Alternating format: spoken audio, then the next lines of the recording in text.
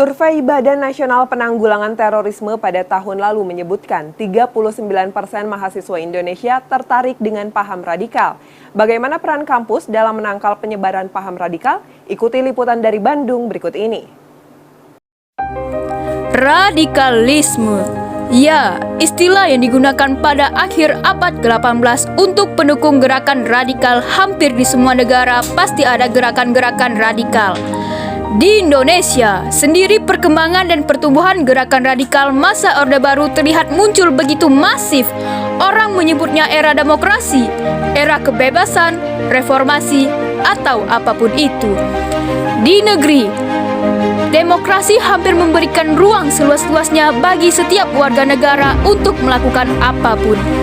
Hari ini, perjuangan melawan radikalisme dan terorisme terus diperjuangkan semua ormas dan para tokoh yang masih percaya bahwa NKRI dan Pancasila adalah harga mati.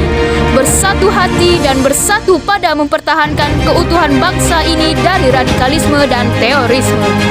Gerakan-gerakan radikal ini mudah bertumbuh dan pesat berkembangnya satu kelompok, maka terus muncul kelompok lainnya.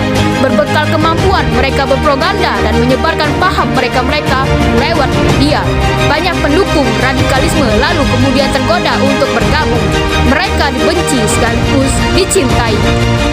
Sebagai anak muda, kita harus peka merespon berbagai permasalahan yang dengan istilah radikalisme yang cenderung dialamatkan kepada orang yang berideologi keras, mempunyai pikiran yang keras dan apapun yang keras dalam pemikiran atau tingkah laku. Kita mungkin masih bingung tentang definisi yang benar radikalisme itu sendiri. Dan di sini saya ingin mencoba menjelaskan tentang apa yang saya dapatkan tentang pengertian radikalisme itu sendiri. Yang pertama, radikal secara keyakinan. Kemudian dia menganggap semua orang menjadi kafir kecuali dia sendiri. Yang kedua, mereka merasa berhak membunuh orang lain. Kemudian ketiga, yaitu gerakan ideologis yang mana ini ingin menggantikan ideologi negara seperti di Indonesia ingin menggantikan ideologi Pancasila.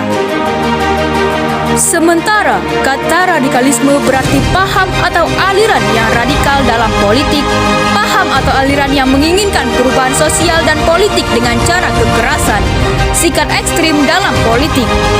Adapun radikalisme diartikan sebagai paham politik kenegaraan yang menghendaki perubahan besar dalam mencapai taraf kemajuan.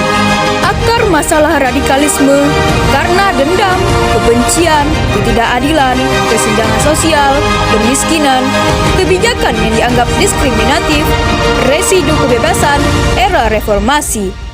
Sekarang, saat radikalisme semakin tumbuh subur, saatnya pula untuk kita lawan secara bersama-sama. Semoga dengan apa yang saya sampaikan bisa mencerahkan kalian dan bisa menghindari diri dari politisi-politisi. Jadi, jangan mudah terpancing apalagi mau dibodoh-bodohi. Semangat!